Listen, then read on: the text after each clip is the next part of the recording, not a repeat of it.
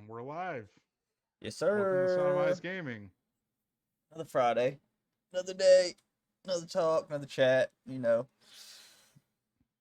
Oh, So let's get started. What would you like to talk about? um.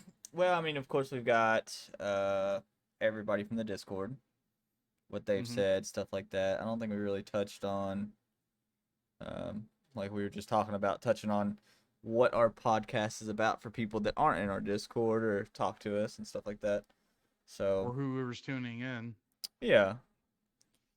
What is our podcast about?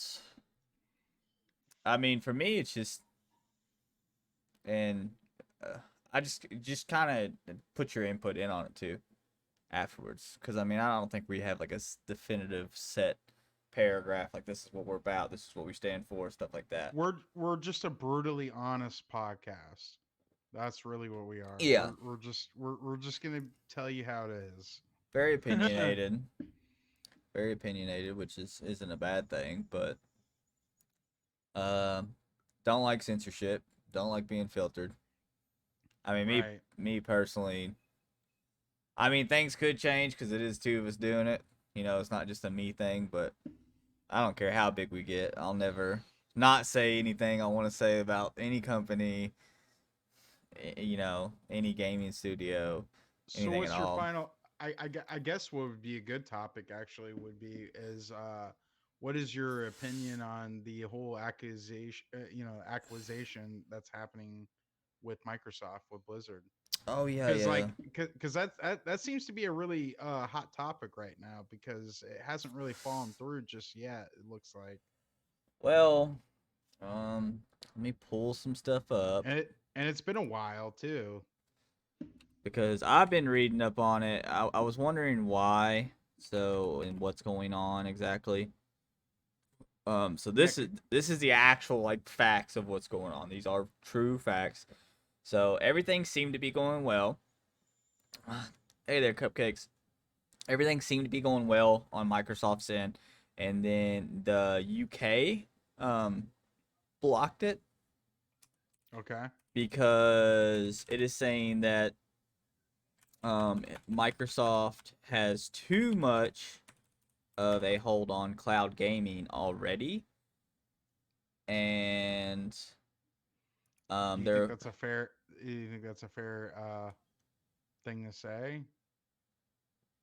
I mean, I don't think cloud Because it's gaming's got that big. It's right, they're yeah. Like it's kind of weird that they're using that as an excuse. like they didn't say anything else. Let me see. Oh, apparently it looks like they've been hit with additional restrictions as well. So yeah. I see that now. Okay. let me get our screen going here.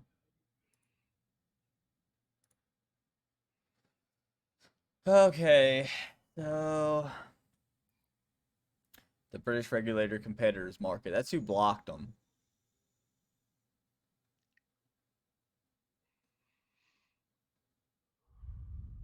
Insisted the owning Call of Duty would provide Microsoft with too much easily abused power in the rapid growing industry. On cloud gaming. Yeah.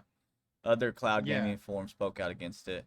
I mean, I think, uh, I mean, again, the side I stand on, which I'll talk about a little bit. I think the whole thing with cloud gaming is that the other like reasons they were saying wasn't getting it blocked. So, Okay. so that's why they went the route they went. I don't know. It just seems like cloud gaming is just a niche idea. It doesn't seem like it's really there, I mean, it's in expected to my take off, so in my opinion. But I don't know. Yeah, I mean, it could. It could very well do that. I mean, there's some aspects of cloud gaming where I see is very revolutionary. Like for example, if you have a save game, then you can do it through cloud. yeah, And yeah, then yeah, that way you don't take up memory space or anything like that. Um, I mean, it's I still in don't its know. early stages, so I'm not saying it, but I mean, to me, it just sounds like they're gripping anything they can to stop Microsoft from getting this deal done. Yeah, it does seem like that, honestly, truly. I mean, um, what is your I mean, we've talked about this before, and I think you know how I feel about this, obviously.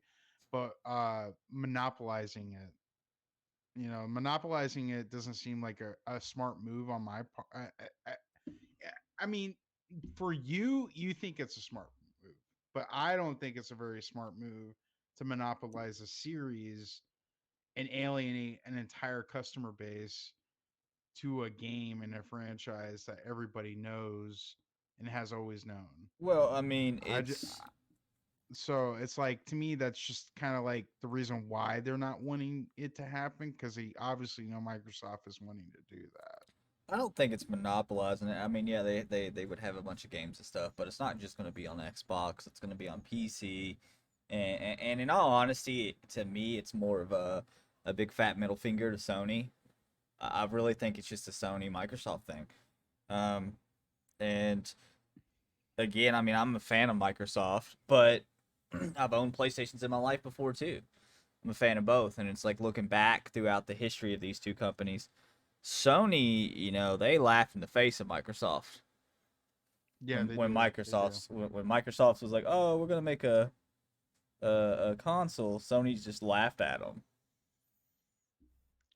So But let's not forget about history here because I know I'm not insinuating that you don't know your stuff or anything, but well, I guess what I'm trying to say is that Nintendo years ago, many years ago, they came laughed to at, Sony and laughed at them because they yeah, wanted to make a system that played CDs. yeah, I And know. and so then Nintendo was like, "Oh yeah, we're not going to work with you on that." And so then they were like, "Okay." And they were turned down and then later years later, they came out with the fucking system Yeah, that played CDs. yeah, Like yeah. I mean, it's so its own thing. I mean, but I don't know. I mean, to me, it's just I think the acquisition of Activision Blizzard on Microsoft's part would be really good. I mean, look how fast they've come out and I'm not moved. I'm not denying that it would be a smart move on their part. I just think it's a bad idea for consumer um I think standpoint. they'll make the product better. I mean, look at I don't know if we'll touch on it tonight or not. I mean, it's kind of being beat to death right now. Redfall. Um, Yeah, it Phil is. Spencer's come out and said this and that and this and that, and if Microsoft wasn't owning that stuff at this point, then we would get some Todd Howard answers like we've gotten in the past. Yeah. It just works. I mean, that's what we would Yeah. be hearing right now instead of, hey, this is unacceptable. We're going to get it together. Like, how long has it been since we had someone come out and be like, oh, this is unacceptable? I mean, you got to think all the major games that have come out and had issues. It's, oh, well, there was crunch and there's this and it's da da da da da da. There's always excuses. For the first time, we've But had a. but aren't you worried as a consumer that Microsoft might start doing predatory practices for your favorite franchise? I mean, Because I'm predatory already I'm practices are I'm kind already of I'm already coming. I'm already kind of seeing that more and more with a lot of games, but it seems to be particularly prominent with the big major companies. So I don't. I mean, aren't you kind of concerned about that as a consumer? Not in a way. I think it's happening regardless. Like, I mean, Microsoft does not own Activision Blizzard right now, right? They technically don't own it. Yeah. And, I mean, there's battle passes and stores and this and that. It's happening regardless of who owns them. I just Because think that Microsoft will have a much better accountability and quality control on things. because well, yeah. I mean, I do see that, but my problem is that they acquired Minecraft, for example, right? And it became this separate entity from the original game. Like so you have the Java edition, you have the Bedrock edition. And then you have all Okay. the dungeons and stuff. Yeah. So it's like, and they kind of made it to where you have to forcefully buy their product as opposed to the product that you already own. And the reason why they did that was because like they knew that if they slapped on cross-platform and realms and all this other shit, then people would buy it. And unfortunately, that was really the circumstance. They did really buy it, and I just feel like I'm kind of, from a consumer standpoint, I'm a little concerned with how Microsoft is going to acquire Call of Duty, and then all of a sudden everything's just going to be microtransactions out the ass. I mean, I think we're in an age where we're facing microtransactions regardless. That's the thing. Um, it's like But you but gotta you gotta pick. you could argue and say that indie games aren't doing that though. Yeah, they're not as much. We'll get to it. We'll get to indie games and where they're at with it.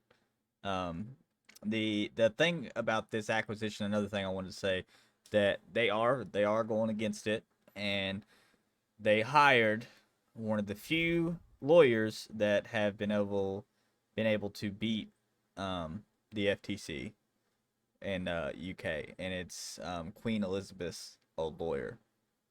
Yeah, I did read Yeah, into that yeah, a little that's bit. who they hired to go against them. So I mean, we'll see what happens. It's just to me, it's I'm not like I, it's there I'm not was saying that they shouldn't acquire it. I just think they should reconsider what their final thoughts are on acquiring it.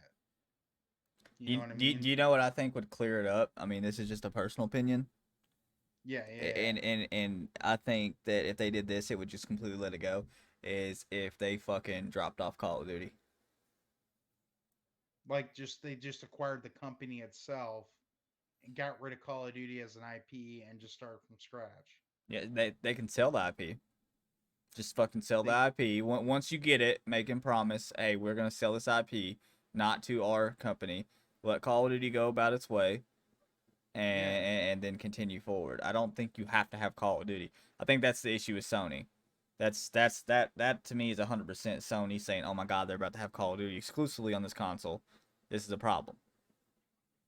But you can't argue and say that they're in the wrong for that. I mean, you really can't because Call of Duty is a really big fucking franchise and it's been out for years, dude. Like, Yeah, but I mean, how many years have I had to sit as an Xbox user and hear, "Oh, you don't have God of War.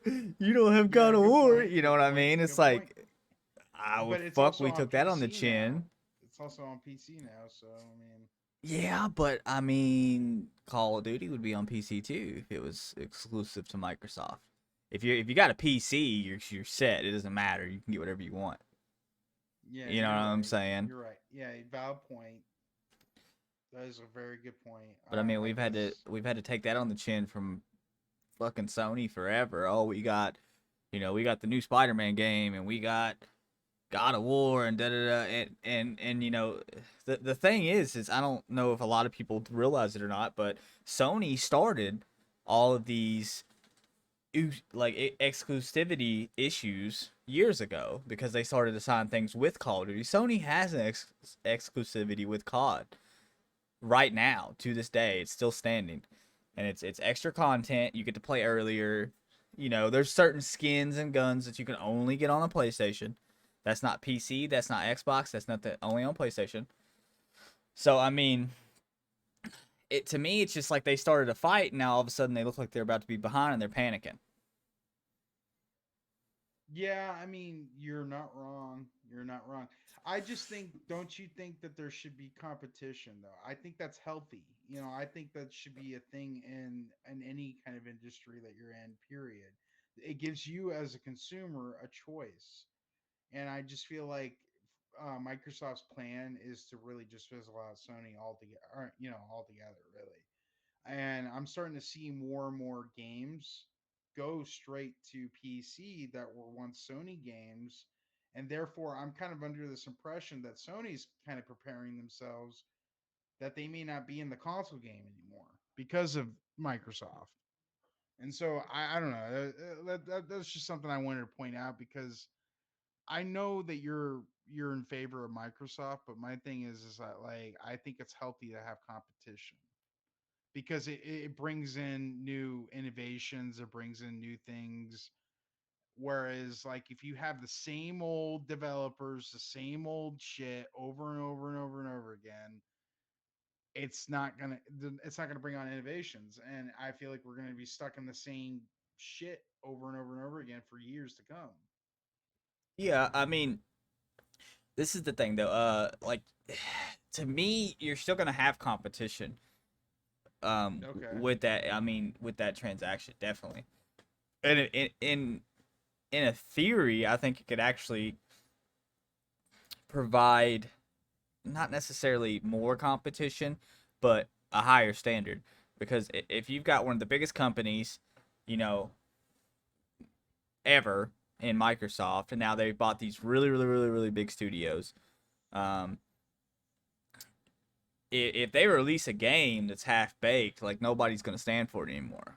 Now everybody's looking like at all the Bethesda stuff. Everybody's looking at Redfall like what the fuck did you guys do? Like how does that happen? How does Microsoft buy it and it's absolute trash? Like so now they're gonna hold them to a higher standard.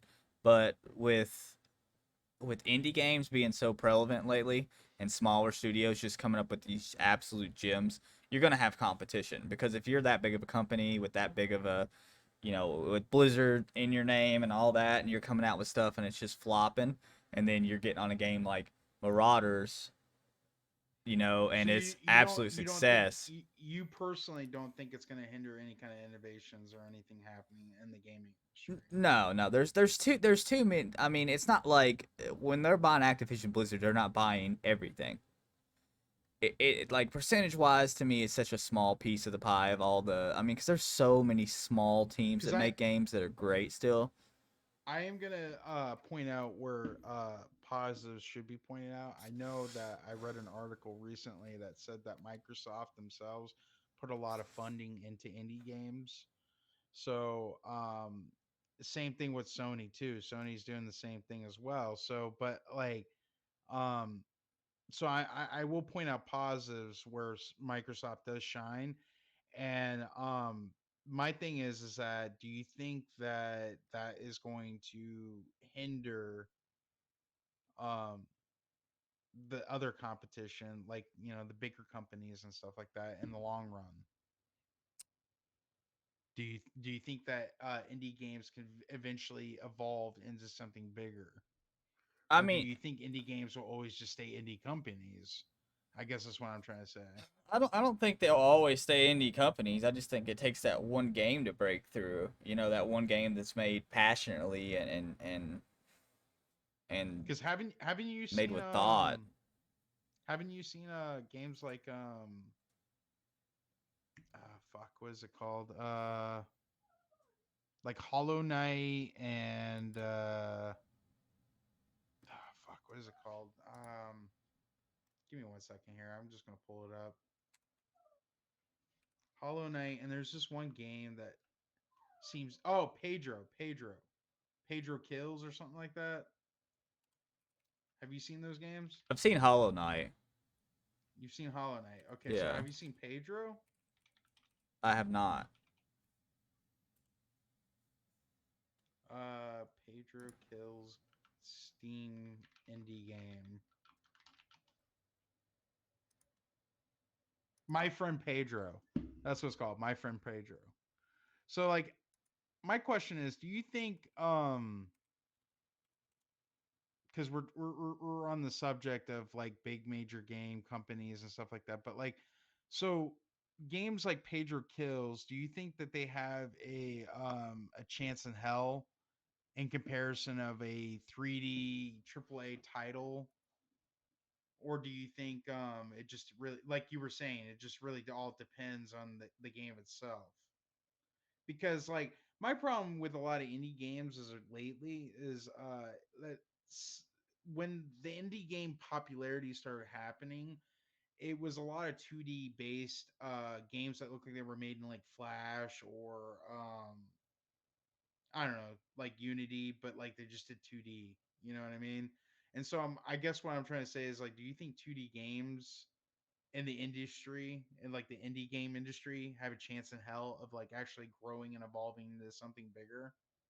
Yeah, I do. I mean, again, it has to be. I don't know. Let me look up who made this game because I don't know who made it. I mean, it has to be a great game, obviously.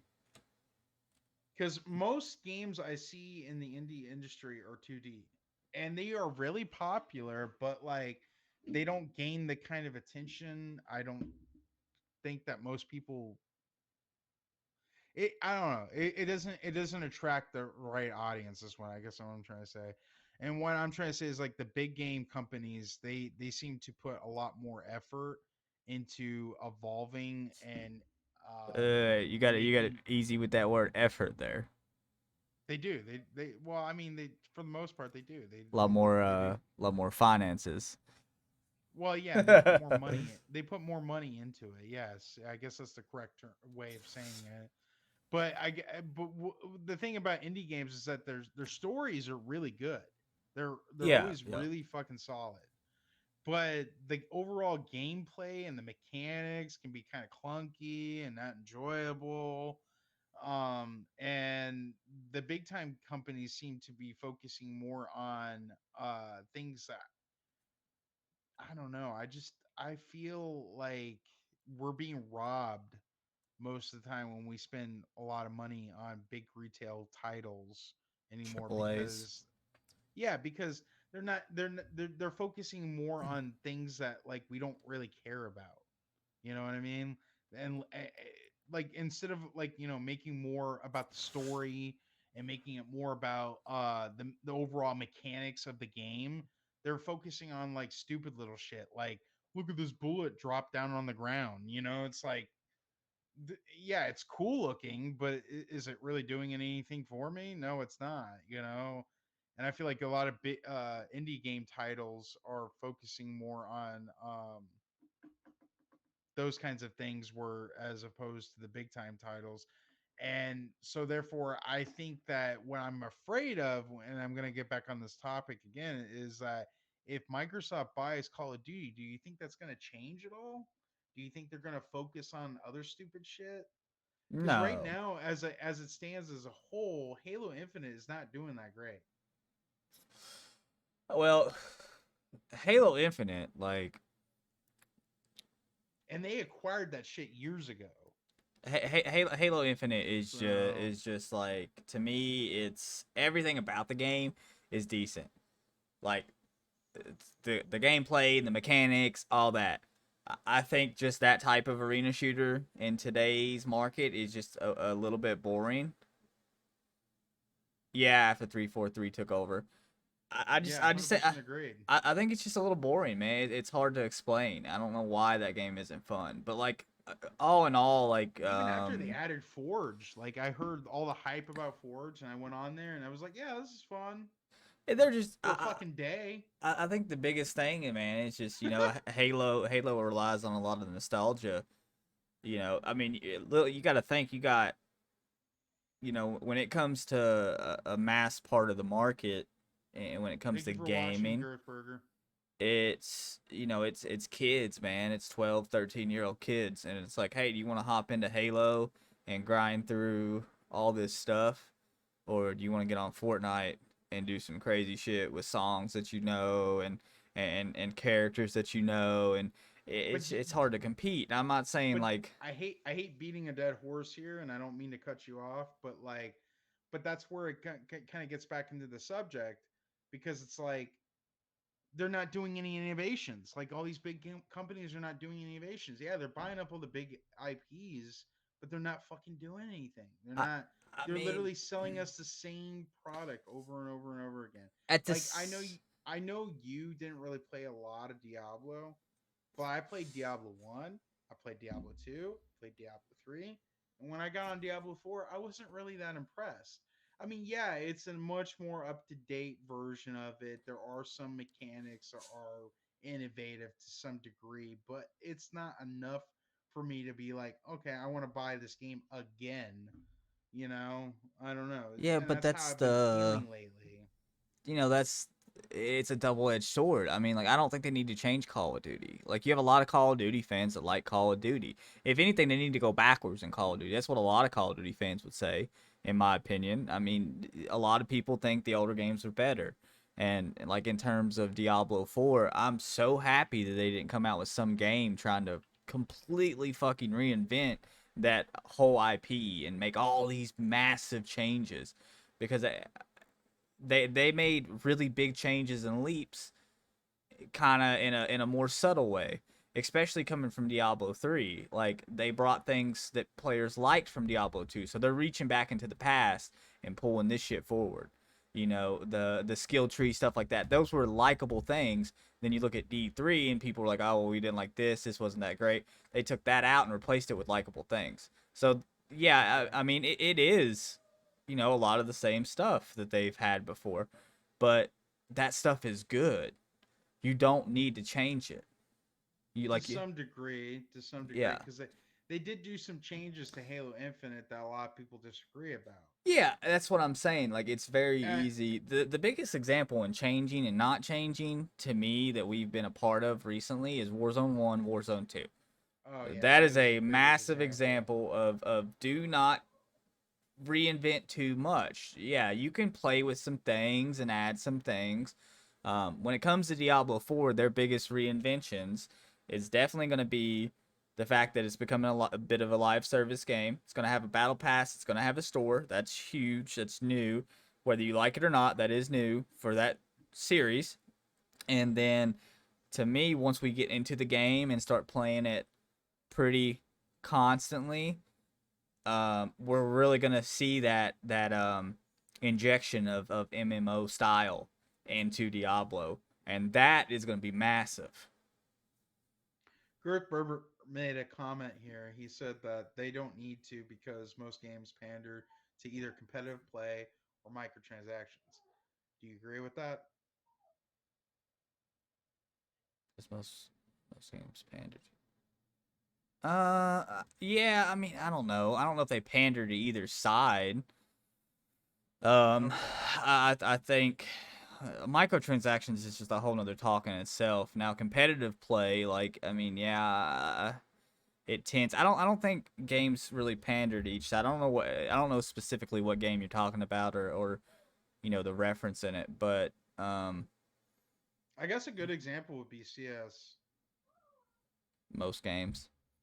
Yeah, I mean Most games. Counter Strike is a fully competitive shooter. Yeah, it You is. know, so 100%. I don't It's an think they esport. pander to holding your hand. I mean, I don't think a lot of games pander to certain things. Games kind of you should know in a sense what they're gonna be. I mean, they change shit up, so it is gonna be different. But like, I mean, look at Elden Ring. Like Elden Ring's fucking hard. It's a From Software game. Everything So can kill Kurt you in one Berger, hit. are you Casual players referring will to have fun. are you referring to that like that they shouldn't do that kind of stuff because casual gamers would enjoy the games more and they would profit off of that more? Is that what you're saying? I'm trying to understand your The argument money, here. I see what he's saying. The money's in that competitiveness. So you're talking about It games like is. Warzone, your battle royale stuff like that. I don't think that's the Go on. companies. Go. I don't think that's the Go. companies pandering to things. I think that is Happy, go. Go on, Arthur. I think that's just a negative aspect of how do I say this? How do I word this? I think it's just a negative aspect of gaming moving forward. I think toxicity in younger players has grown quite a bit, and I'm not trying to call out younger players or anything, but I think it's that I gotta shit on you and look cool and talk shit to you. You know, it's not as much about having fun as it is absolutely dominating another player, and that's just in the competitive scene now in general. You know, it's very rare that you see younger kids playing just to play to have fun. That's a big reason that I've drifted away from um how would you say it? You know, battle royales or games that are Super competitive. not really super competitive but more mechanical. So like Warzone 1 towards its end, you know, I was good at the game, but at the same time what tired me out was playing a game where I had to fucking run around a corner and slide cancel 3 times and flick around and land my headshots and all this and that versus games now that I play like in the shooter genre, Counter Strike, Marauders. You know, it's a lot of mental. You have a lot of mental into those games. It is mechanical, but you also need to be in the right place at the right time and understand things. Mental is much easier to learn than just being gifted with mechanical skills. The lady Karma had commented and said the sensitivity and movement on Halo Infinite when it first came out was so bad. I don't know if it's better now because I was so bummed out that I could barely move that I just deleted it. Console only problems. Huh. That's I mean, I haven't played in a while. I mean, when the last time I played it, it wasn't bad by no means.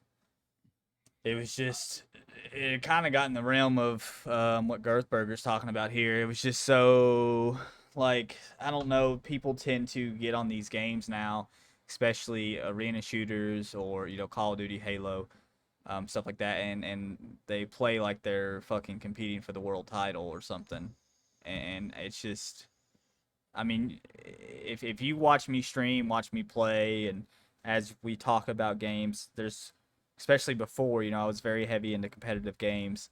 Yeah. I'm a pretty skilled When I player, met you, you were really competitive. So but I've drifted away from that and gone more right, towards yeah, MMO side, more relaxing games. It's just less stressful. Stressful. I mean, I don't want to be sweating my fucking balls off the whole time I'm playing a game. Like it's supposed to be fun. So, right, uh, right. And actually, I was going to get onto that topic too. I think games should be more simpler to be more enjoyable. I mean, to aim it towards more of the casual user.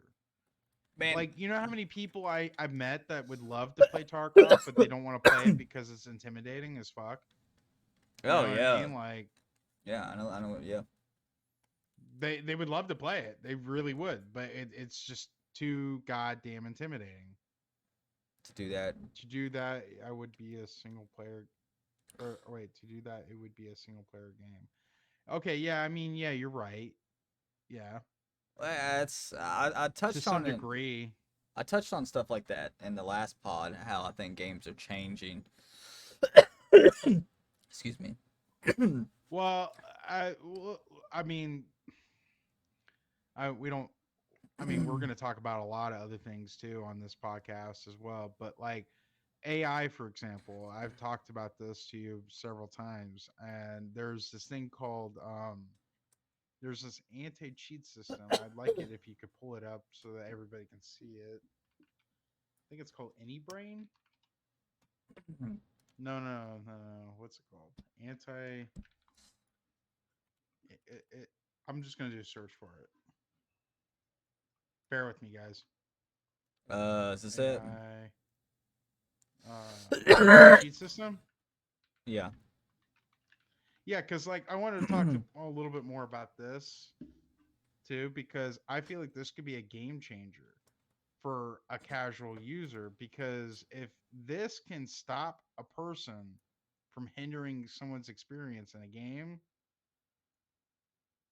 oh god, I don't think it'll be the anti cheat that does it. I mean, to me, there's few games that have been able to do what people are achieving a fine balance between that competitive and that still fun casual player game. The yeah, best it's called example, AnyBrain. the best example I know of. I mean, a new anti cheat would be great, but the best example I know of would be like Overwatch 1. Overwatch 1, like, yes, if you're mechanically gifted, just godly mechanically gifted, I mean, you're Yeah. going to destroy in any game you play. But Mm-hmm. at the same time, Overwatch 1 was so knowledge based of a game. What character counters this character? Who certain characters played better on certain maps. This was stuff you can just learn by playing the game, watching the game, stuff like that. It has nothing to do with your hands, your hand-eye coordination, how fast you are. That stuff helps. And I mean, like, no matter how much map knowledge you have, like, I mean, I used to study that game like it was my religion. And if I went up against like somebody with the mechanical skills of Shroud, like I'm getting shit on. That's still gonna happen. You have to accept that. If you're playing competitive games, anything like that, that is, you one real player versus another real player, there's gonna be skill gaps. Certain games balance it better, and Overwatch 1 was really good at doing it. They made it fun. You felt good as a casual player and you felt good as a hardcore player. I played with friends competitively that were casual. I would consider back when I was playing it pretty heavy. I was definitely more of a hardcore player into that game, and we had a great time. Overwatch 2 has lost a little bit of that, for sure, because it's more So about you don't shooting. think an AI anti cheat system is an answer then? Not for making things easier. Cheaters, there is no. It doesn't matter how good you are. It doesn't matter if you're casual or the best player in the world. If you run into a cheater, you're probably taking an L. That's just that. I mean, an AI anti cheat would definitely make things better. There needs to not be cheaters in games. I mean, I had an ideal for cheaters. I think it's insane. I think every gamer, if they came out tomorrow and was like, Sure. if you're a gamer, you need to sign up for this thing, right? And you get a number, like a social security number. You get one in your entire life, and you have to use it to get into every single game in the world, single player, multiplayer, does not matter what it is. If you're playing Mario 64 back in the day, you got to use this to get on it. So a number like a social security number, if you get caught cheating, they can ban that number. I'm dying. But what's stopping them from spoofing it and stuff? That's what I'm wondering. Because, like, I mean, that's happening on a regular, everyday basis for everything. I mean, yeah, I don't know much about So the get arounds of it, how they could do it, but I think the bans need to be a little more intense. I agree. I agree. I think that Valorant's anti cheat system is really good, but I find it to be very invasive. Excuse me. The only problem I find with Valorant's system, because I've looked into it myself, is that it scans everything. Yeah. Like it doesn't matter. Like I mean, you can have a birth certificate on here. You can on your computer. You can have a fucking social security number, whatever.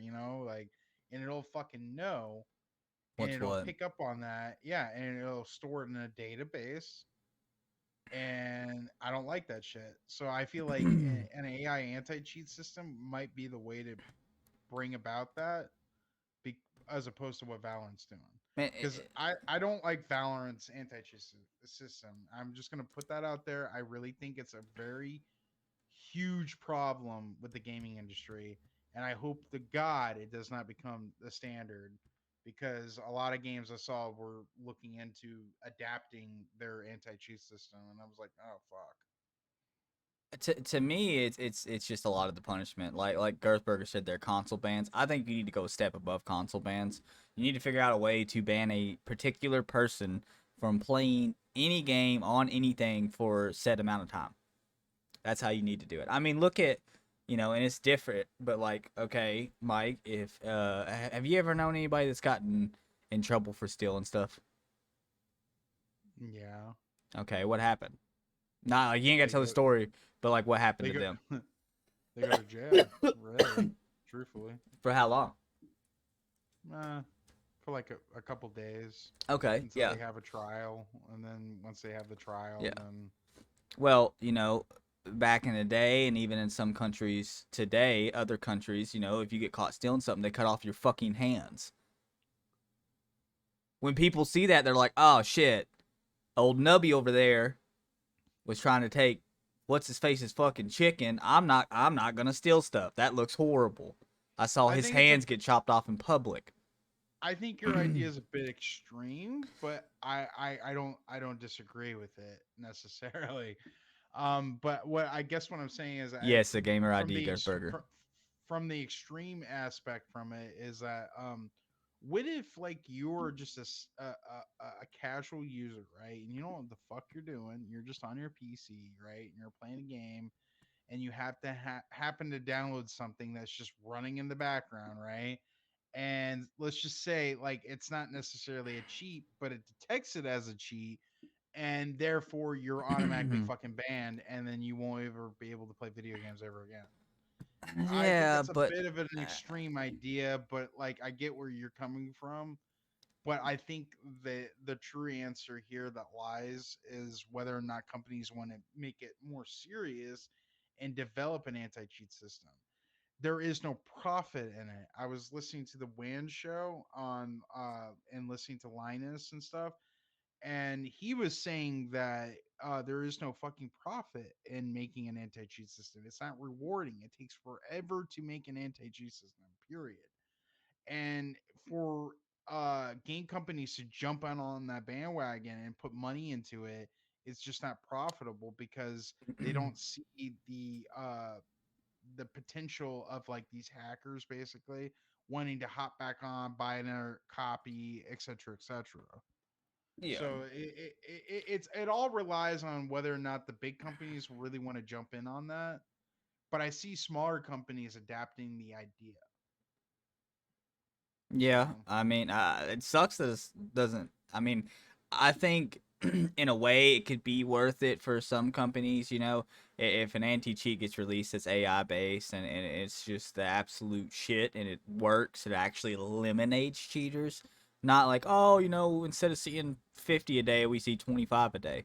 Like it eliminates cheaters, then you're gonna want your game to load up and be like bleh, and have that fucking anti-cheat logo on the screen. Players are gonna want to see that, so it could be worth it in that aspect. um but when it comes to like the extreme side of it, like you were saying, if somebody runs that, I mean, in all honesty, how many casual gamers have a dedicated gaming PC, man? The numbers cannot be nowadays, that high. nowadays, I mean, I'm not gonna argue with what you're saying nowadays though, but like, I mean, I don't know, dude. There's a well, fair amount of people at my job that have PCs that game, well, I so mean, it's what do you like consider a casual gamer though? Because, dude, somebody there's people who like play an somebody who hour a wants a week. Nintendo, There's people who play an probably. hour a week, bro. I base it off of playtime. What you're playing, when they're like, oh, I play Minecraft an hour a week, or I play Fortnite an hour a week. You are a very, very, very, very casual gamer. I'm not shitting on those games. It's just they're very big games. Of course, you're gonna know about them. But when you're like, oh, man, Saturday night I played Marauders for 6 hours. You tell people, I mean, like, still to this day, I tell people about Marauders, and they're like, what's that? Oh, I know, You know what I right? mean? It's Yeah, like, they so don't know it. Yeah.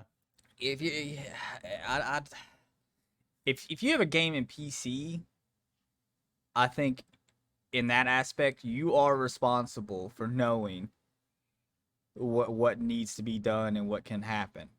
And I understand mistakes are made, so of course you'd have like an appeal system. You can't just be like, oh, no, banned. I mean, you have an appeal system. You'd have to have like a real person appeal system with a gamer ID, which was Girthberger said you're talking more or less a gamer ID for all games. Yeah, that's exactly what I'm talking about. That way, it's not like, oh, I got caught cheating in Call of Duty. I'm gonna hop over on Apex and cheat, or How ha ha ha ha. how would That's that work funny. though as a standard though? That's what I'm curious because like you would have to get other companies to cooperate. This is That's gonna. the thing, This part's and gonna that get would real sketchy here. You're gonna love this. You force it by law. you force it by law. Mm-hmm. Okay, okay, It's that that's simple. a very controversial thing, but yeah. Oh yeah, I think it is a controversial thing, but there's a lot of people whose livelihood is games, whether it be small tournaments, whether it be content creation, whether it be big tournaments, and if you have people coming in and fucking that up that are cheating, that's horseshit. I mean, what if me and you were playing, Z League tournaments or something, or Call of Duty tournaments, and that was our main source of Or income. livelihood, yeah, Yeah, yeah. and we're making 10. Say we're And, making and say and we're we're making a really good thousand players, say we're making $1,000 a week per person, right? And then all of a right? sudden Yeah. we get hacked on a couple days during the big tournaments of the week, and all of a sudden, this week we made $150 per person. That's horse shit. That's people fucking around and really messing up people's lives. To me, that's just that is just it's not a joke. There needs to be more punishment for it. It needs to be more serious. That way, when you're a kid, if you were a kid at this point when this was implemented and you had that number, and you and all your friends are playing every weekend and shit like that, and little Billy Bob's like, haha, I'm getting around the hacks and I'm cheating and da da da da, ha ha ha, and fucking he gets banned, and it's like, oh well, fuck, he can't play any game with us for a year. The rest of his friends are gonna be like, yeah, fuck that. Like, I'm not doing that. You know what I mean? Like I mean, that. yeah. I mean, you bring up a good point. You really do. It's just I'm just curious as to how people would jump on that bandwagon because games are a casual thing that most people want to come home and have fun and not stress about it. You know what I mean? And now they have to stress about them getting banned from games for the I rest of mean, their you don't life. have You to know, stress about it. I mean, dude, look, okay, so life, like actual life, right? You got to go and make money and work hard, and that's the system, right? There's a set of kind of rules and flow in place, correct? Right? Now, I could cheat and I could go rob a fucking bank and just get way ahead, but there's consequences to that. And I understand that, well, so I don't rob the bank. But at the same time, if I go into the bank to withdraw money, I'm not like, God damn, I hope I don't rob this place. I'm the not Gert, stressed out about it. the real Gertberger just made a comment just now, and it kind of made me think reconsider something. What if we just had different tiers? What do you mean? Like, okay, so like you pay a certain amount of money, um, and let's just say it goes towards taxes or whatever, and like you're a gamer, but you have different tiers. Like like say like you're a casual gamer, but you're only allowed to play like casual games. Like you're only allowed to play like phone games and like all that. But like anything that's outside the competitive scheme of things, you're not allowed to play. I think that would be horrible because companies would figure out a way to market that. So like this anti-cheat, just because to me the only thing like the ideal of having a gamer ID that can ban you from everything. You're not being banned from a certain console, a certain IP address, a certain hardware. You as a person are being banned from everything. There's Okay. too much money in gaming today for there not to be something that has repercussions. You've got to have repercussions. Again, people are making a lot of money on gaming, a lot of money on content creation, and cheaters completely mess that up. It makes it Right. it makes Yeah. it look undeveloped. It makes it You look could like a argue and joke. say it makes for content too, but I mean, it does make for content, but at the same time, at the end of the day, I mean, if I'm in a money tournament and I get killed by a cheater, I'm gonna be fucking furious. Like, a really good example coming up is Doc's game. He's talking about having NFTs that are worth $100,000 in this game and shit. Dude, if I'm running to extract with 100,000, that would change my life. I'm just an average guy. I go to work 40 hours a week, and I got killed by a cheater. I would, I don't know what I would do. That would be you'd be like, devastating. That would be horrible. Like that would be absolute nightmare. So I think there has to be hardcore repercussions. I'm not saying you got to be banned for life, but like say you get caught cheating, you get banned from gaming for a weekend. And then you get banned from gaming for another weekend, and then a week, and then a month, and then a year, and then if you continue to cheat and you just can't learn your fucking lesson, then you're just banned from gaming. I mean, we do it in society with criminals. I mean, if you murder somebody, yeah, you might not get forever, but you're gonna get a long time immediately. If you get out and do that shit again, you can bet your ass you're gonna be spending the rest of your life in prison. You're gonna be banned from society, pretty much. That's what that is. That's you being banned from. Okay, you're not allowed to be in society anymore because you just can't follow the fucking rules. What about drug enhancements though? That's another topic I kind of wanted to get into because, like, should people be scolded and all that kind of shit for doing that kind of stuff? That's what I want to know. How much do I think that would shrink the gamer base, banning all cheaters from the game? I Um, don't think it would shrink the gamer base hardly at all. I don't think cheaters. I'd say cheaters make up probably less than 1% of all gamers, for real. I really do. There's not very many cheaters out there. It's people, and again, it's part of the whole competitive thing, and how all these games just push us against each other. It allows for toxic behavior and shit like that. Like it kind of promotes that toxicity. You know what I'm saying? It really does. Like proximity chat's a great thing, but proximity chat's fucking rough in some games. You know yeah, what I yeah, mean? It it is. depends on the community, but like in the COD community, it's just a bunch of shit talking. Being able to buy Well, accounts, no. See, that's the thing. What I think the way you would do it is, and Mike, you brought up a point earlier about stuff being put on taxes or going towards taxes.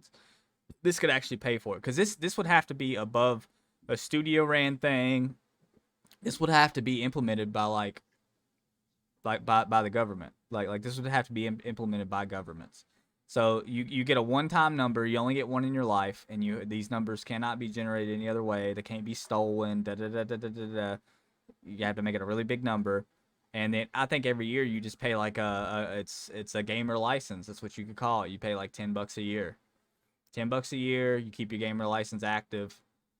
Boom. There's a way to pay for it.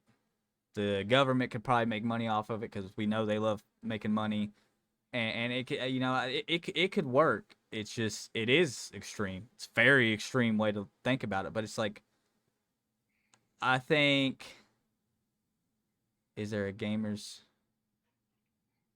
teat?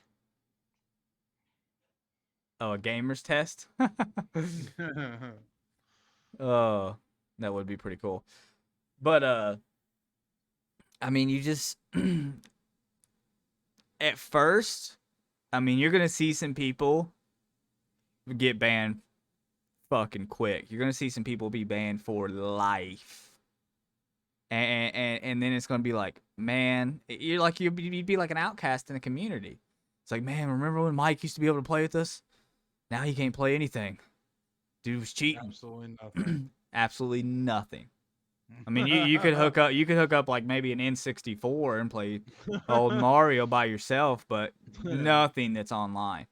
And it's like that would scare a lot of people, but at the same time, that's kind of what you need. You need to fear the repercussions, dude. People don't feel fear repercussions of cheats. I mean, No, they don't. I've spoke with cheaters in Call of Duty, like right after the anti cheat come out. I remember playing against cheaters and then inviting them when I was streaming it, and I would talk to them about it. And they're like, "Oh yeah, man, that anti cheat sucks." Or I mean, like, well, what, are you worried? No, I can just get if they ban this account, I just get another account that's got all the guns and everything unlocked and all the skins. And I mean, I ran into people like that, so it didn't matter, because the only fear now from getting banned from cheating in those games is, oh, well, you played it for 2 years, you can lose all your stuff. Cheaters don't care about that shit, dude. No, they don't. But if you looked at a cheater and it's like, hey, you're not gonna be able to play video games for a year, fuck, they might care about it then. Yeah. But Yeah, I don't. But also, let's talk about the testing thing because you were telling me earlier before we got on podcast about how beta testers are starting to fizzle out. oh You want yeah, to talk yeah, about here. that?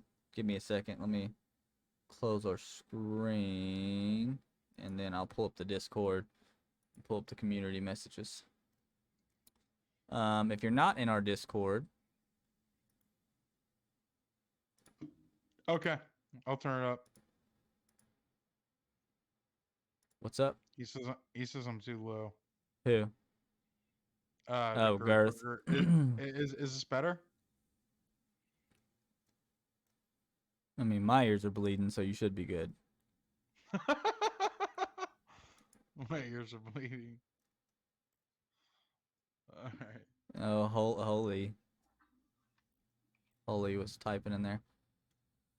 Okay, so A little more. Okay.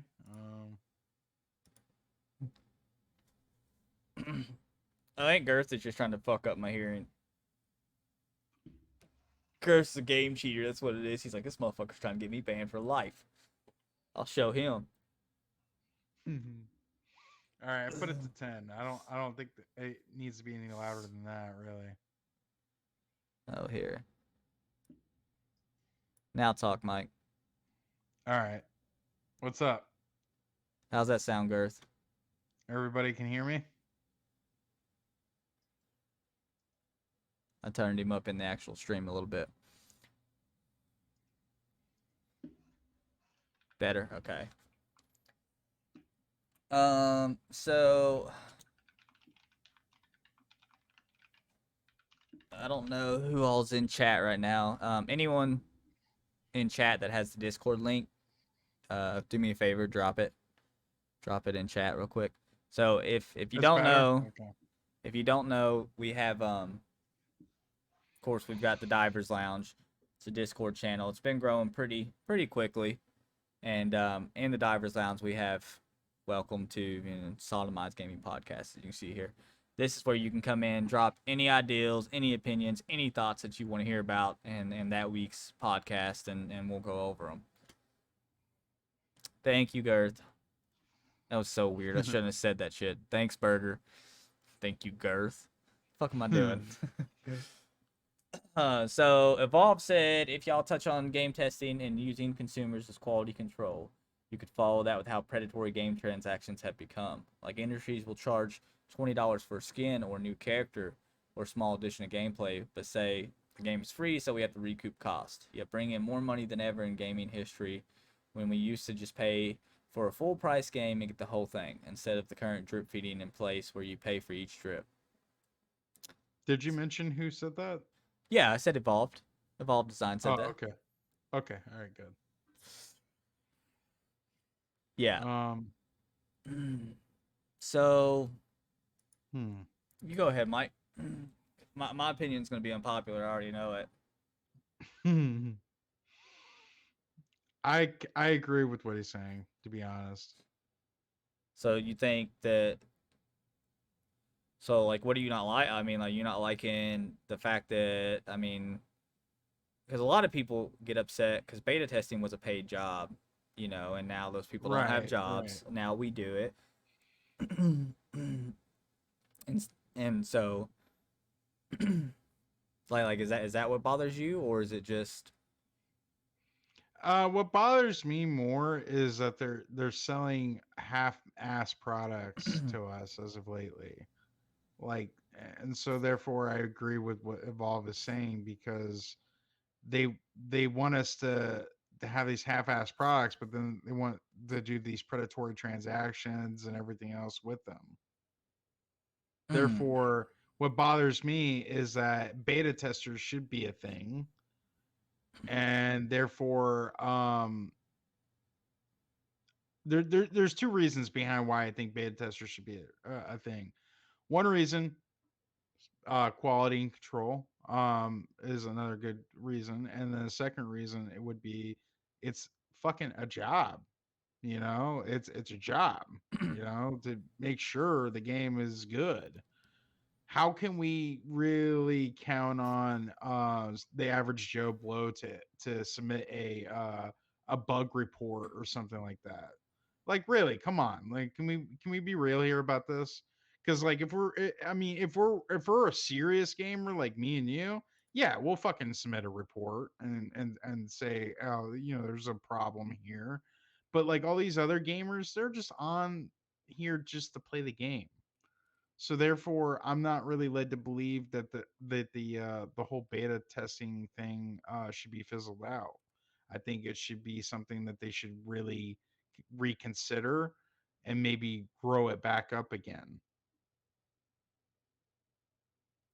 True, true. So I've got some numbers here. It looks like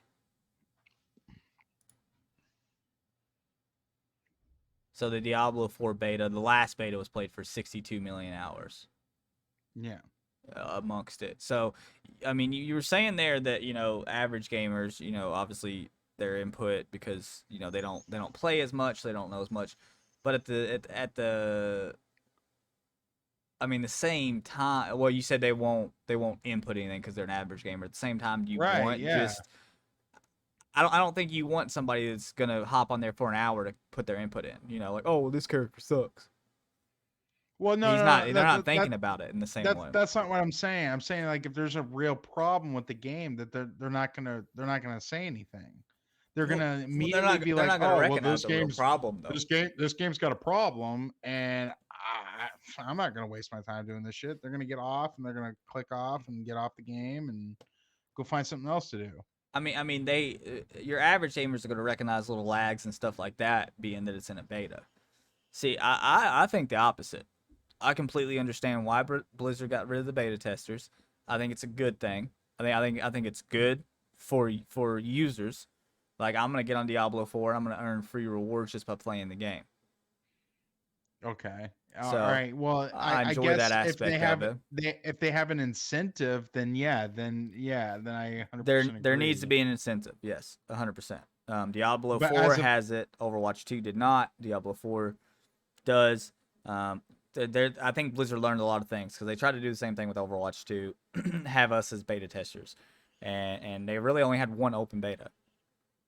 This is Diablo 4's, I mean, third technically if you pre-ordered the game because you got the first weekend, the second weekend. This is the third weekend now that we're having a beta.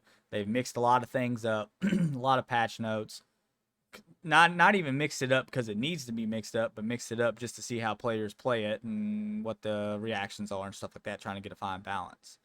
Um, but like I understand it. I mean, you got to think, dude. If I get on Diablo 4 tonight, right? Blizzard doesn't pay me. I'm not, I'm just some guy that enjoys Diablo. If I get on there and it's complete dog shit, especially if I'm able to have a platform, even if it's like we got 5 viewers right now. If I get on here and tell these 5 viewers, as big of a Diablo fan as I am, I'm like, hey, this game is fucking horrible. Do not buy this game. That's 5 people I just saved from spending $70, and that's money out of Blizzard's pocket. But I'm able to do that because they don't pay me. They don't work for me. Now, if I was sitting inside Blizzard playing the game, and this is my job and I depend on it, and my boss comes by, how's the game going? Fucking, it's all froze up and shit. Great, great, man. It's having a great time. I'm just, I'm not gonna say anything. I feel like having paid in-house beta testers, it, I think it's led to a little bit of. I think that's some of the reason we've had so bad of launches. Some of the reason we've had such underwhelming games. Uh, it's it's biased. biased, yes. Yeah. I completely think that it has a biased basis. So we've gotten rid of that, and now we as the players get rewarded for doing it, And yeah, I mean they're gonna get a lot of bullshit. I mean, I guarantee you there's people that are typing right now, "Fuck you, this game sucks," like for no reason. I mean it's gonna Yeah. happen, Yeah. but they in a sense they still have beta Yeah. testers because they have people that are reading all those fucking comments. They're filtering out the good ones. They're when they see some long ass paragraph, I was at this place and then I glitched through this wall, I clipped through this piece of, they're like, oh shit, okay, we're gonna go there, check it out. They got people that are double checking what's being said by the players. So in a way, they still do have beta testers, in my opinion. Are they the ones sitting there having to play it? No, because I mean, a bunch of people that you pay are not gonna get 62 million hours in a weekend played. Ain't no fucking way.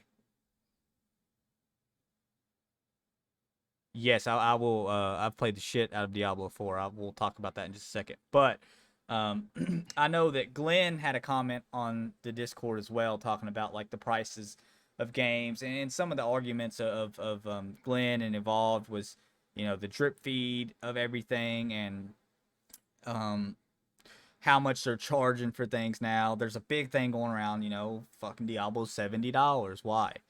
So again, where I have the opposite opinion, I've been looking into this stuff. So I can't use Diablo 3 versus 4 because I don't have the numbers for 4 yet. They're not out. But I will use two other games. But the real question here that real Gert Burger is asking is it comparable? And I guess I'll answer that one because you tend to have a different answer for that. I personally think it is very comparable. Oh, it I think is. it's Diablo Immortals basically, but with Don't you say Diablo that shit. 3. Don't you say that shit. Well, I mean it's the truth. I mean, I'm not gonna Diablo Immortal's a argue. dumpster fire. I'm saying it's the aesthetic of Diablo Immortals. You know, the cosmetic. You know, like the graphics and everything. They've Um, gone more back to their that dark tone. It's much more serious. It's much more gory. It's not as cartoony as 3. A lot of people, a lot of hardcore players of Diablo did not like 3. I don't have a problem with 3. I still play I didn't 3. have a problem with theory I either. played 3 yesterday, running through my Crusader build, and yeah, 3 was great. They changed the aesthetic a little bit. To me, it is a little, it's harder. This beta is going to be really hard. They fucking nerfed a lot of shit. I'm just going to go ahead and put that out there. Whoever is going to play this beta is going to be a pain in the dick. Um, they've changed things, but they haven't changed. They didn't reinvent the wheel here. You're not going to get on there and be like, "What is this?" Like it's Diablo. Right. So it's Yeah. a good Yeah. thing. So yeah, I mean, it still plays like 3 in a sense. I mean, There's some innovations and some things I think they could have innovated more into, but you know. yeah, but again, we got content that's being fed. So, and a lot of people are against stuff like that. So, for me, if I go up and got on Diablo 3 right now, it's like what am I doing? I'm running rifts. That's it. That's all I'm doing. I'm fucking plowing through level 100 greater rifts, fucking shit up with my Crusader, feeling great about myself, but there's no purpose. I'm not earning anything. I'm not working towards anything. When it comes to the drip feeding content, like a lot of people say, yes, there is time. You have downtime where there's nothing. Like you're done with your battle pass, you beat the season, but that's only a few months. I mean, you're looking at what 2-3 months in between these I seasons is what's mean, planned. Let's yeah. for a good example, look at us in New World. Like holy fucking shit, how long has it been since New World's had good content? And they're switching to this same model. That way, I mean, whenever you get on, if you're not grinding, because not everybody wants to get on and grind every single time, you're always earning something. That's one thing that I loved a lot about Warzone 1 is like we could get on and we were always working towards our battle pass. Or we're always working towards unlocking something. We're always working towards getting something new. And that's the Yeah, but same you didn't. company. But you also didn't feel like you were obligated to spend money, really, truly. You're not gonna feel like you're obligated to spend money in this. I mean, if you want to buy the battle pass, you buy the battle pass. If you don't, you don't. I mean, it's all You don't cosmetics. feel like you don't feel like you're missing out on anything at all. Period. Oh, I mean, you got to think, and I don't know. Did you in Warzone 1? What in Warzone One? I bought the battle pass since season one and Warzone One, and That's how this is gonna be. I haven't. So my question though about Diablo Four, because I haven't played much of it or know too much about it, is that if I finish that battle pass, am I going to be able to get the next one? I believe so. Yes, I think you get a currency, and they were talking about it, saying that now don't the way they were Because a talking lot it, of it games are seemed doing this battle pass system, but they're also doing it to where you have to buy it every fucking season. yeah, yeah.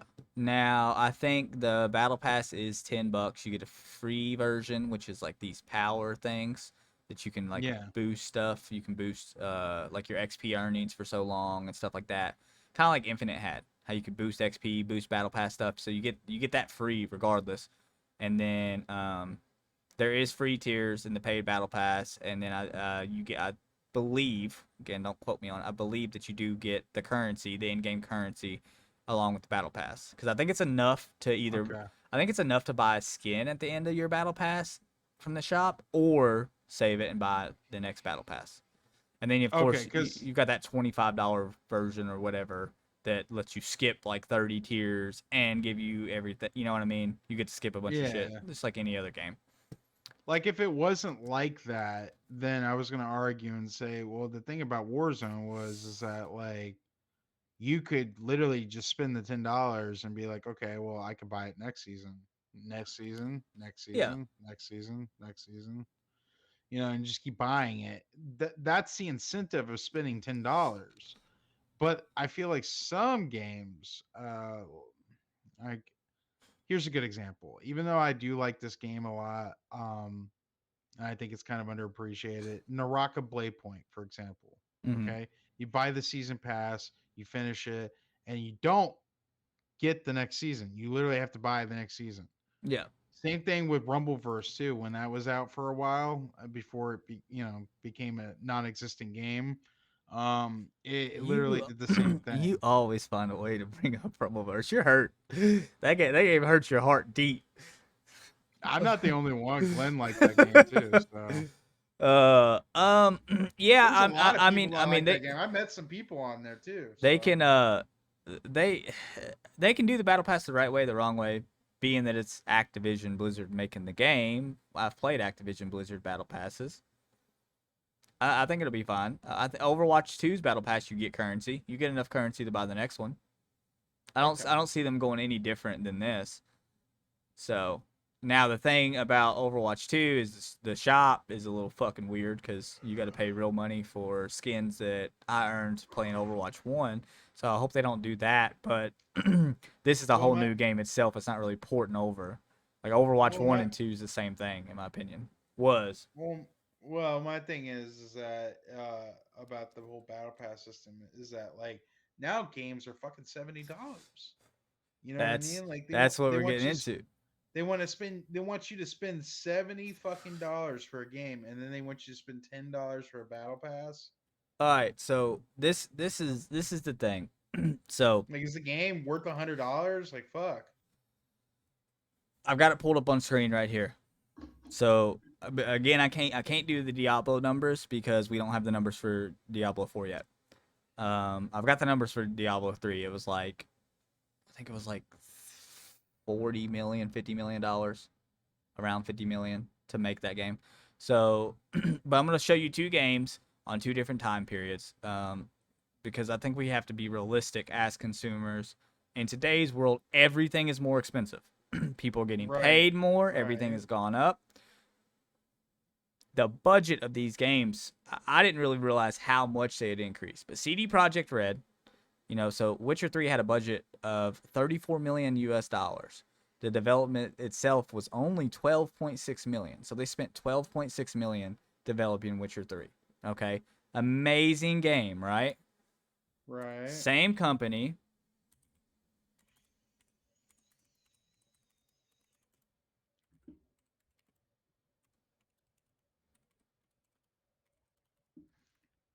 years later down the road, Cyberpunk's development was $174 million.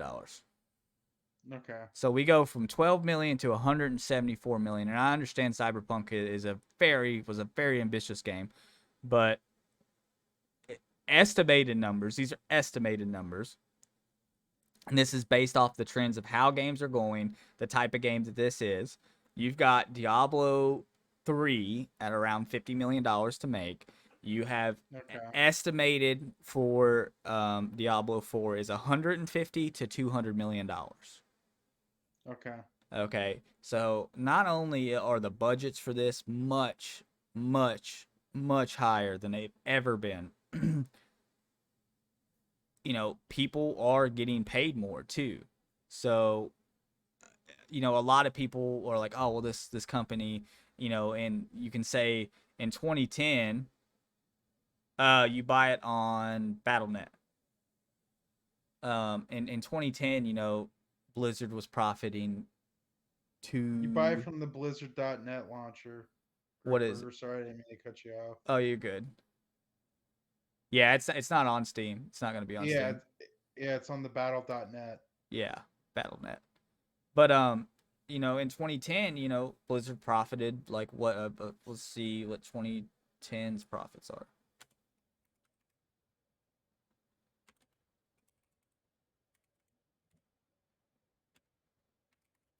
So I can just get the numbers right because I think most of this is public information.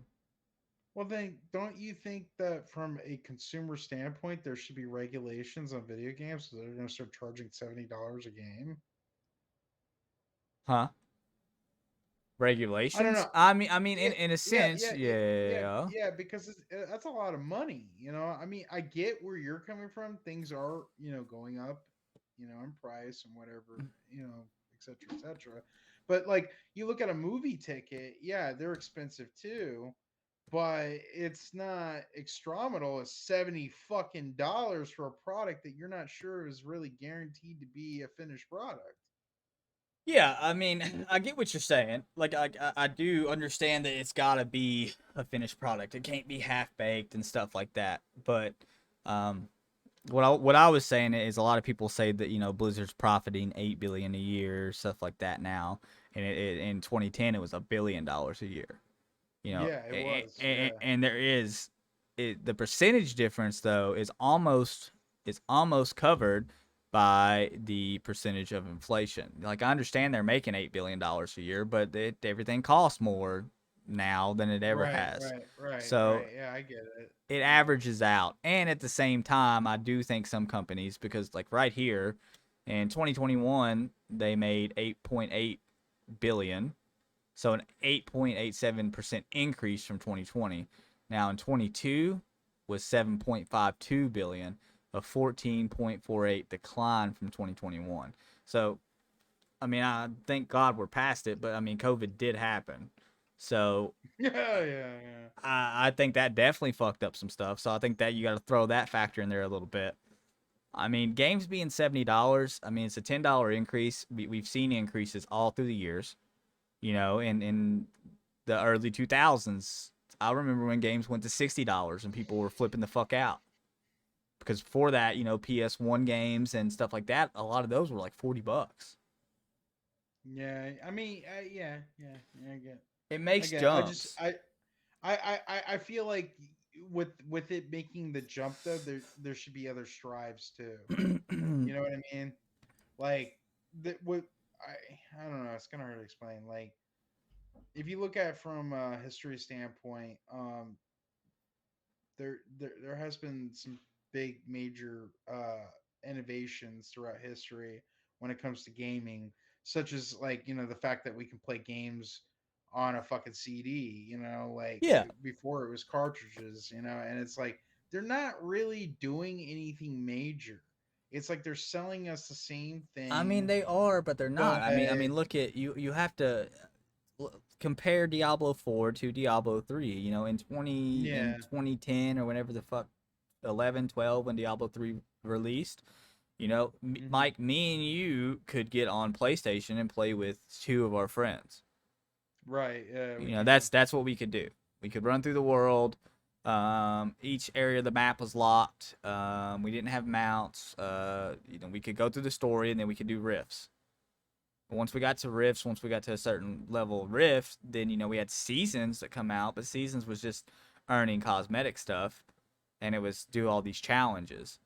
Now, not only do we have seasons, we have a battle pass. Again, that's just cosmetic stuff, but it's a battle pass as well as additional content added. Will it be? It's not going to be major DLC content by no means, but every few months we're going to get new weapons, new armor, probably new dungeons, new world bosses, stuff like that. And now we can get on and get in a party of up to four. But at the same time, we're running around. We're seeing hundreds of players running around the world in these cities. We can hop on a horse and ride seamlessly through the entire map because now it's open world. I mean, they are changing. They are striving. It's not groundbreaking stuff. I mean, like I said, I mean they didn't build the Eiffel Tower in one day. You know what I mean? Right, It right. I does get take it. I time, get it. I get it. but for this game, for this genre, just they're making big leaps here. Now, I mean, when you hold it up next to something like a fucking massive MMO, it's different. It's different. It's not But as grand as that, but but but when you look at games like Marauders, I mean, Marauders is a very, I mean, I hate bringing this up because I mean I bring up Marauders a lot, love but Marauders. Bring it up. Marauders is a very fine polished game, Uh huh. very fine polished game in my opinion. Yeah. It may have had some rough bugs in the beginning when it first came out for like a week or two, but they fixed it pretty quickly. And then after that, it kind of just boomed in popularity, really. And to me, it's a $30 game, Yes, but and they're you. promising a lot. They're promising a lot, and I've already seen the roadmap. I was a part of their Q&A. I got to talk to a developer, and it's just like to me, I don't know, man. Like, hmm, I don't know. If Y- Marauders does well though at this $30 price point, and we play this game for a while and it's doing great, and this company grows and stuff like that, if they put out a game, look at what's the budget for Marauders? Like, so let me see if that's public information or not. It is. I'm pretty sure it is. How many It's developers are working on this game? not a lot. I think it's like 20 or 30, something like that. It's not a lot. It really isn't. It's not a lot of fucking people. That's why I'm like blown away. $30 for the game, and they're promising all this shit. You know what I'm saying? And it's like I get where you're coming from with the whole $70 thing, but at the same time, it's like you're looking at a multi-billion-dollar corporation, and this isn't even a multi-billion-dollar corporation. They're wanting you to spend $30 on a game. Yeah, And but at that, it they're goes they're on sale all the time. you You gotta know, think like their overhead is not gonna be the same as Blizzard either. You got a handful of developers versus probably thousands of developers. You've got a game that's probably costing somewhere maybe $1 million, maybe a couple million, could be lower versus $200 million. That's just for what we have now, not including all the time that's going to be put in to constant updates to the battle pass, updates to the seasons, stuff like that. Now, if Diablo 4 launches and then we don't get a fucking battle pass, we don't get seasonal things where we get new weapons added in, all that shit. We don't get that for 6, 7, 8 months, a year. Yeah, that's bullshit. It's definitely bullshit. Now, if they launch and do things, what they're what they're saying. saying, Yeah. and I'm not saying you got every single update. It's not gonna be like, oh my god, this is huge. I love all this content. You're not gonna Right. love it all. But I mean that's the same case with Marauders. if it is stuff being added to the game pretty much every 3 months, that's awesome. Like it's worth it. Then it's definitely worth it. Okay. So I'm super excited. Server Slam is live, by the way, for Diablo 4. If anybody didn't know, that's what I'm about to be doing probably for the rest of the day and tomorrow. Gotta hit level 20, bro. Get those cool cosmetics for doing my beta Hell testing. yeah. Hell yeah. Are you, so hmm, I don't know what else to really talk about other than I Uh, mean, I guess we could go into a little bit of indie gaming a little bit because I mean, we only have like a half hour left really. So I mean, unless you have an idea. I've got a trailer I wanted to show you. Have you seen Chrono Odyssey? No. Oh, okay. Let me pull it up real quick. Are you putting it up on Discord or Yeah, it's in Discord. okay. Make sure you can hear it though. How long is this? You are sharing the browser, right? Yeah, I'm sharing the browser. Okay. Official gameplay reveal. Okay, so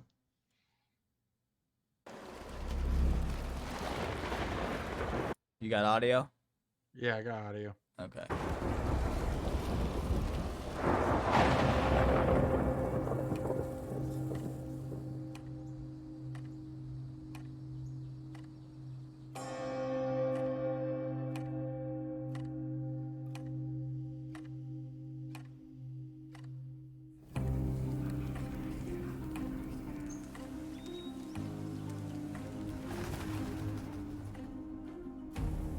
This walking is in game.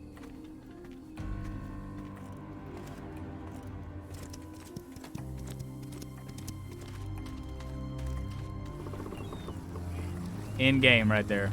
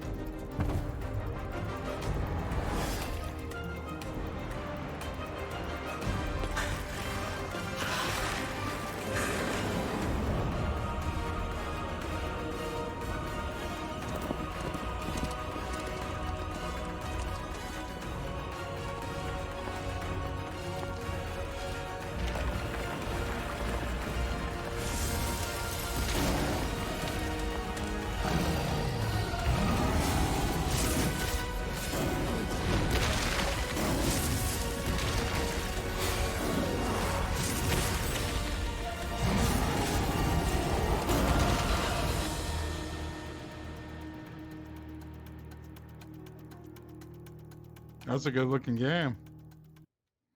An MMO. Who's Unreal Engine making 5. or okay, so like what is it gonna be on though?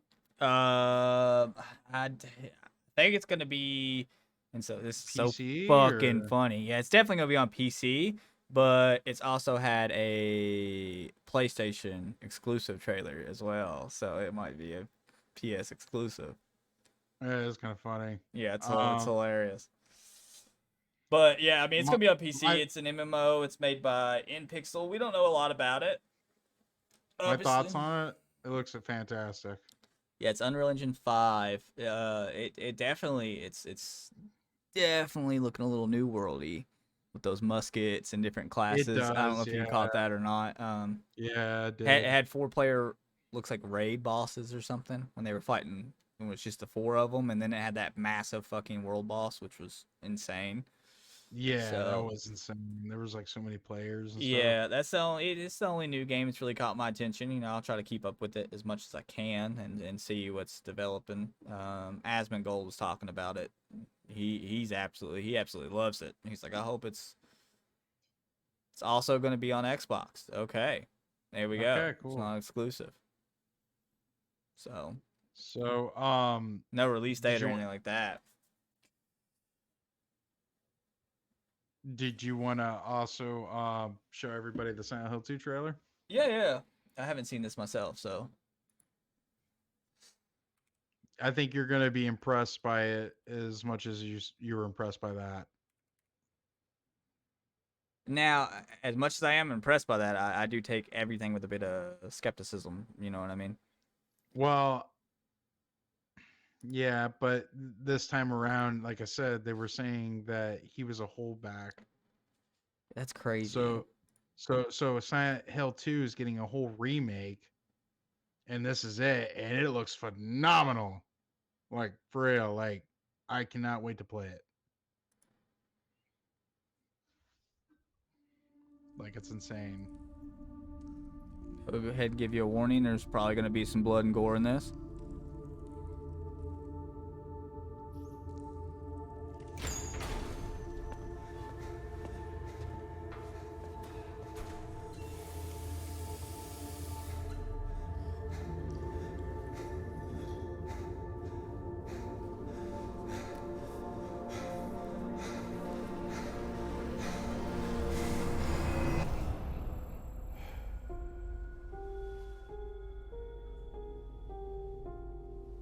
Could she really be here, waiting for me?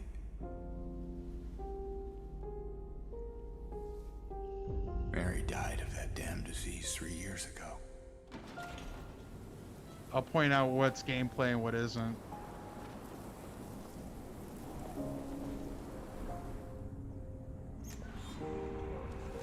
In my That's restless gameplay right there. dreams, I see that town. Unreal 5, man. Yep. Silent Hill.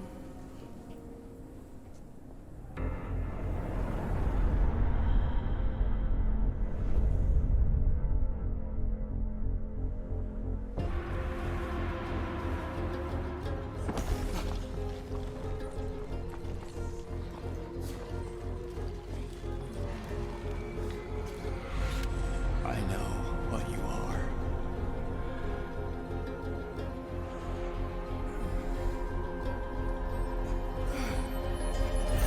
I know why I needed you.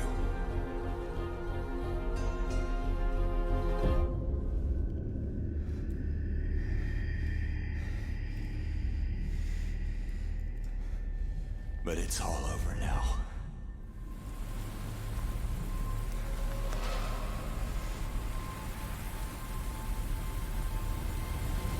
I don't need you anymore.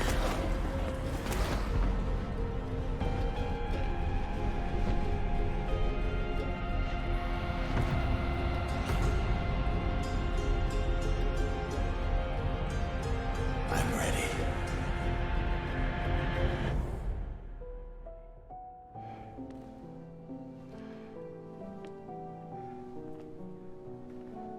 Mary?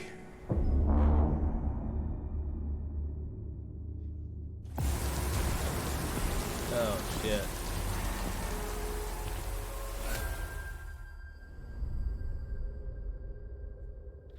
Wow. Thoughts?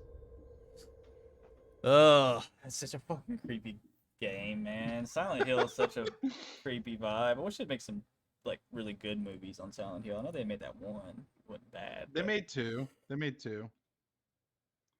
They Oh, made Silent. it They made looks Silent Hill, and then they made Silent Hill something else. I forget what it's called. it looks good, man. It looks really good. I am stoked about it. See, I think that the new Unreal Engine is going to make horror games Definitely nuts, t- man. It's doing some terrifying. things. It's doing some Yeah, things. it's gonna make them terrifying. The Lady Karma said that I think you're talking about Chrono Odyssey. It was supposed to be released in 2022, and it's been pushed back. So hopefully we're not too far from that. Then Yeah, that'd be cool. But yeah, that looks good, man. Unreal 5 is, I mean, it's impressive. yeah, we're seeing a What they're doing. lot of stuff come out with it. And honestly, they a lot of game developers should just do the Switch. Honestly, like Oh, Tarkov, I've been arguing for the longest time. I'm like, why is Tarkov using Unity? You know, like they should be using Unreal.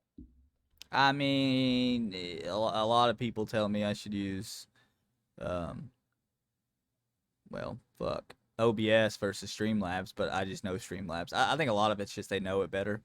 They're used to it, you know, which I understand in The- a sense. That, yeah, that's a good point. Yeah, OBS would be better though. Just FYI. Oh, get the fuck out of here. Coming from a diehard Rumbleverse fan. Hey, come on. Come on. That game was underrated as fuck. It was That game okay. was fun. That game was fun.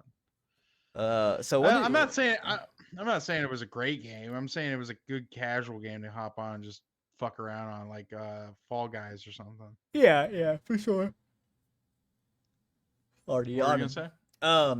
I was gonna say, I remember Glenn's comment inside of here. So I'm not seeing all the comments. I don't know why, but Glenn also posted some stuff about indie games being helped. Yeah. Indie games being helped along a little bit by some of these bigger industries. So Kind of like what I brought up earlier. Yeah. yeah, I mean, I think it could be good and it could be bad all in the same sense. Because I mean, as far as it goes of indie games, like if you really need the help and you think it's going to improve the game, I think they should go for it. But in the same sense, if a big company starts to invest money into something, they're going to want something in return. So you got to be prepared for that. I Yeah. think that could definitely mess up a lot of indie games because they have a lot of freedom that some of these bigger companies don't have. Now I have a little bit of programming knowledge in my background. I know you don't have too much of that. But how do you feel about Unreal Engine on their incentives? What it Like, because if you use their Unreal Engine, you there's like a percentage. I forget what it is. You would have to look it up. But there's like a percentage that the company takes from you for using mm, their Unreal Engine, and then therefore, see, this is where things get tricky because we were talking about how games are $70 a pop, and if like with that being a problem too, or a factor in it, maybe your argument is valid. yeah, So I I mean just wanted to bring that everybody up. wants to get paid for their work. I mean it's just that simple. It's the name of the game. Everybody, whether you're making engines, whether you're making anti cheats, whether you're making this, whether you're making that, everybody wants to be paid.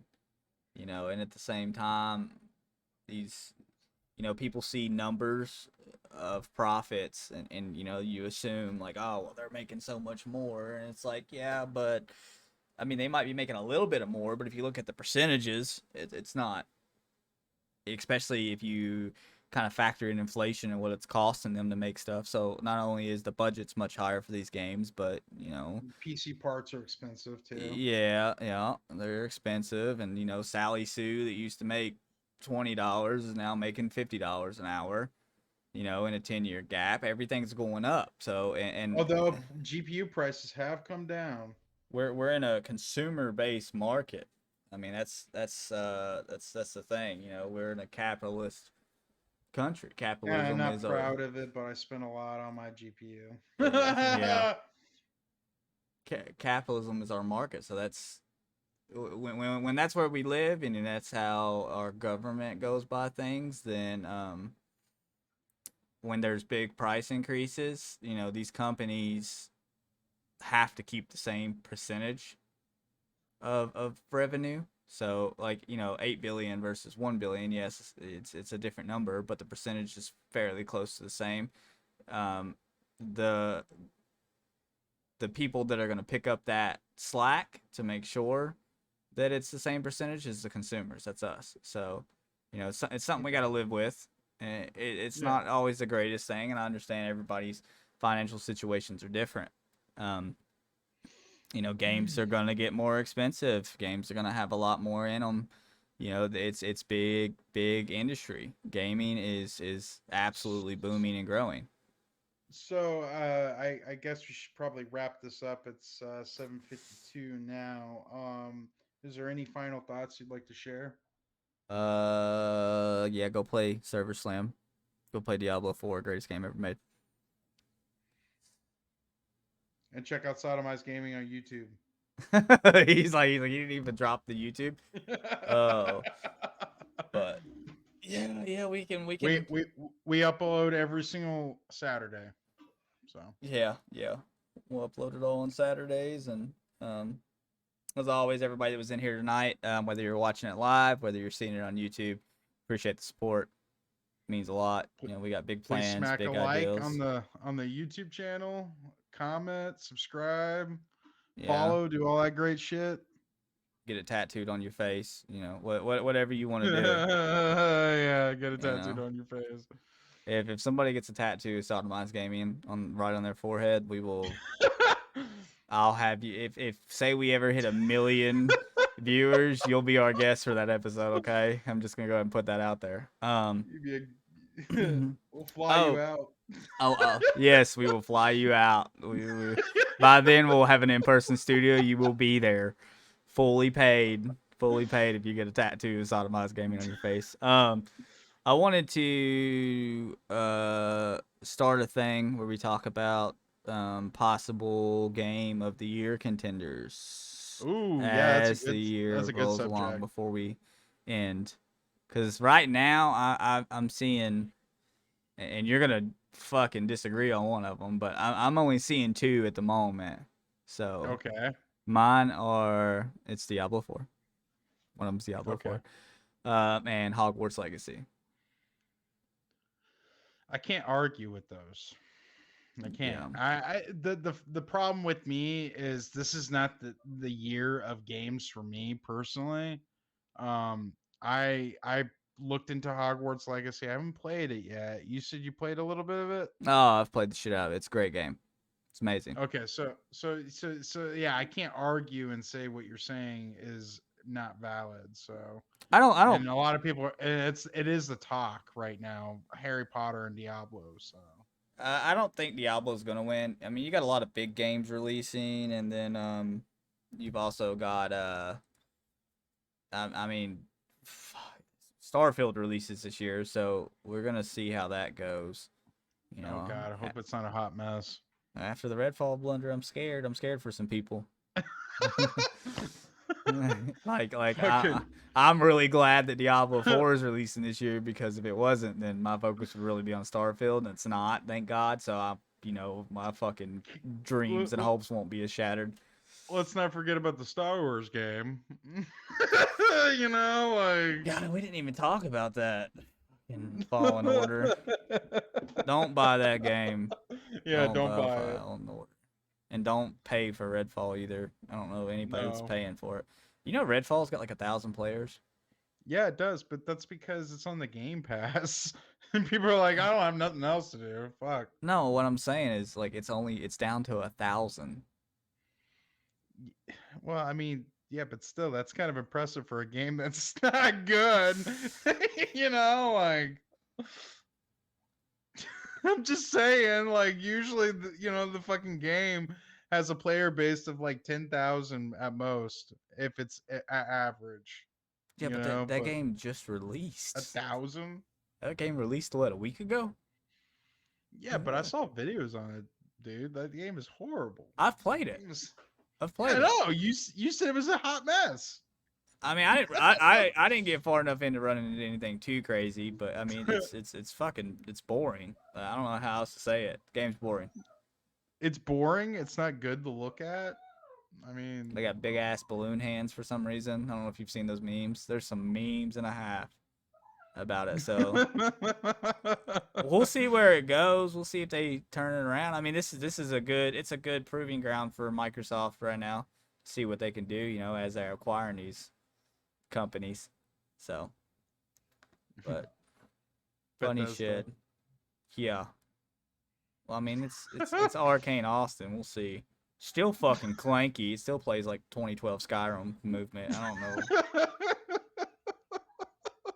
I can get past that. I just look past that on Bethesda games. So, but yeah, I'll get this uploaded tomorrow, guys. So it'll be on YouTube. Next week I'm gonna try to find some shit on Avowed. I want to see some shit on Avowed really bad. I don't know where the fuck that game's at, but so we might have a logo up by then too. So hopefully, yep. or the disclaimer. Hey, is that disclaimer gonna be D's? What are you talking about? the disclaimer. Is it gonna be D's? These These nuts. All right. Good night, everybody. All Let's see right. you guys in the next one. Like Mike said, like, comment on that stuff. We're live on Fridays. Try to do 5 o'clock. I keep sleeping in too late, so probably 6. And the video will be up tomorrow. All right. Laters. Laters.